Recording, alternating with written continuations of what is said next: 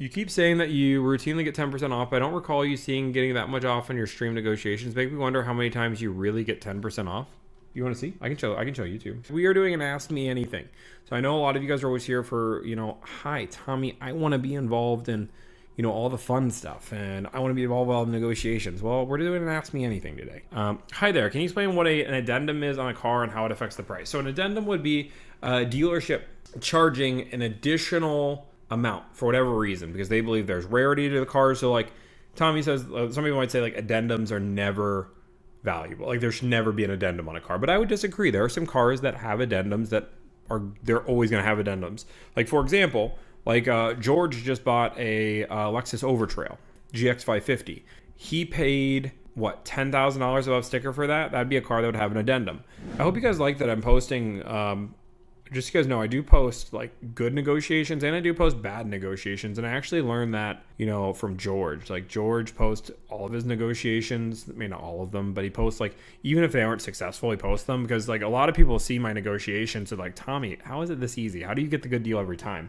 It's hundreds of phone calls, guys. Like we're negotiating with a lot of dealerships and they're not all successful. I want you guys to see like, hey, not everyone's successful. But guess what? We end up getting $3,000 off that car that the dealership said they would not move off MSRP. I want to show you guys like the progression. But yeah, this is what I was saying before I lagged out.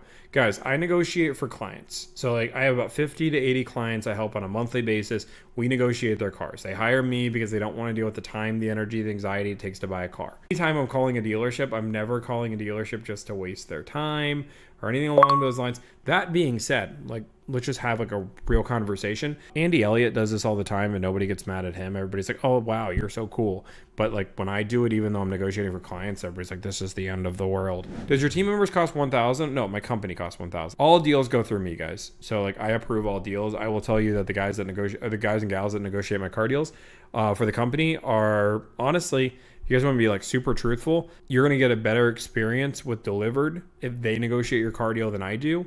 Like when you hire my company on Delivered, you get like a customer profile page. With that customer profile page, you can watch every dealership we contact and see every deal we're getting. When I'm negotiating your deal live, my notes are scribble scrabble. It's just a link to a car and what deal I got. Compared to them, you can actually see the text conversations. You can actually go through, see every T-sheet of numbers, and I approve all the deals in the end. Let's just have a conversation, guys.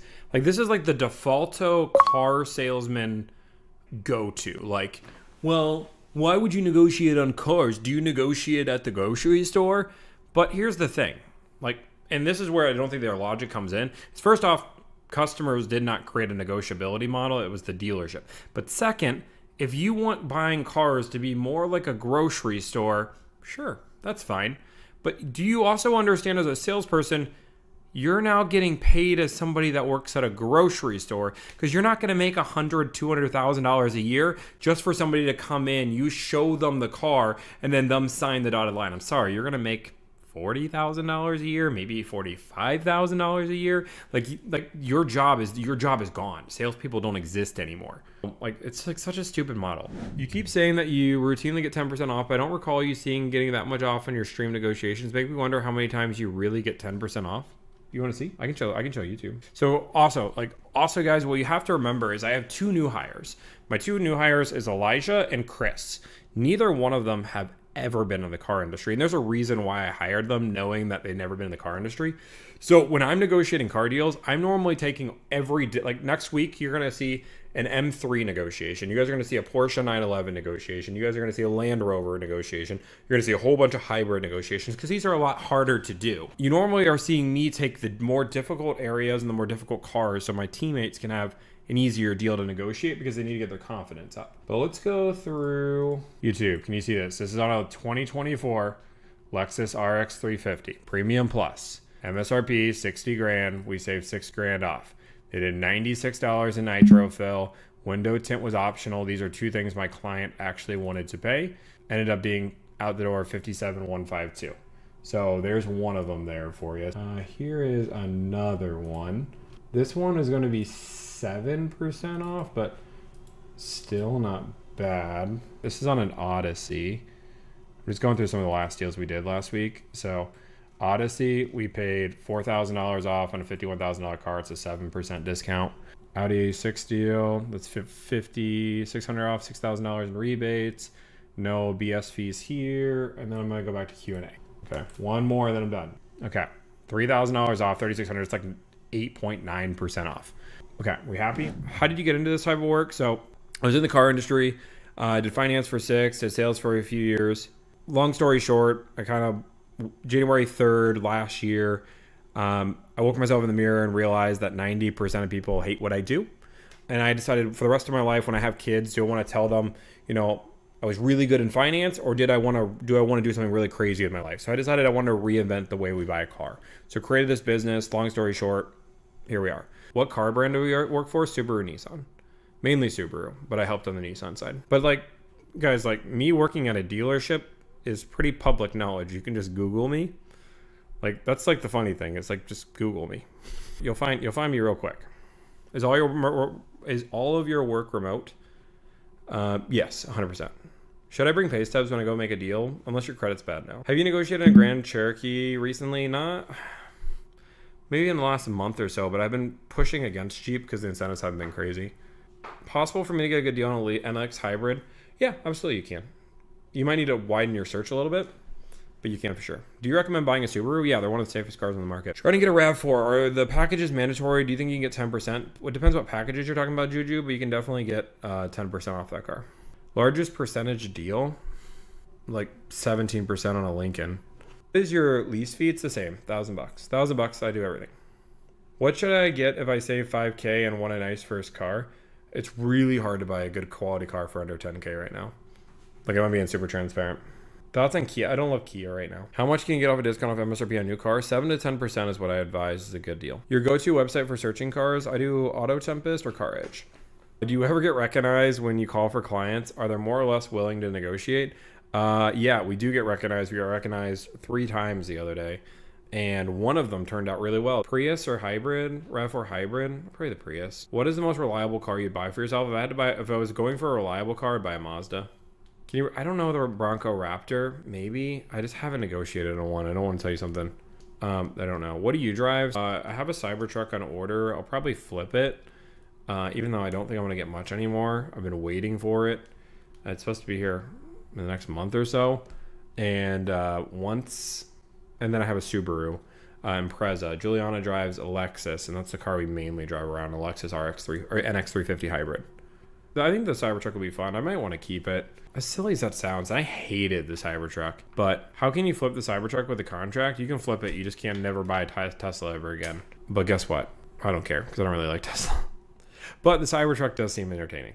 Pilot or Atlas? I'd pick Pilot. I'd pick a Pilot over an Atlas. What years are good years for Mazda? Anything above 2018. So in 2016, they were bought out by, they were made by 25% of them were owned by Ford, and they were just garbage. But then they were bought out, that portion. Now they're 100% owned by Mazda. They make a great quality car, but quality didn't start until 2018. So 2018 and above, Mazdas are rock solid. Anything avoid before that, I would avoid. So can you explain gap insurance? Sure. Yes, Ginger asked questions. So gap insurance, guys, when you're in an accident and your car is considered totaled, insurance tells you what your car is worth.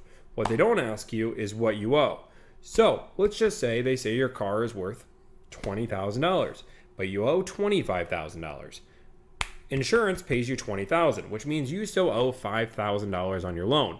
Gap insurance covers that difference. Boom. How do gap insurance refunds work? Well, a few years ago, there was a lawsuit that made it because they weren't giving gap refunds. So what happens is when you actually pay off your loan, your gap insurance is automatically refunded. Now, you should always contact the previous deal, or they have to send you a letter to let you know that your gap insurance needs to be canceled. That being said, always contact your previous dealership to see if there's any warranties you had, anything along those lines, to get any refund possible. What's the lowest discount you could ever get? Depends on the car. I mean, 7 to 10% would be like triple net.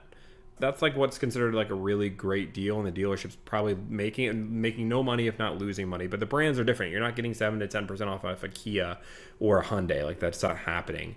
Thoughts on Tesla? They have one of the best charging networks in the world.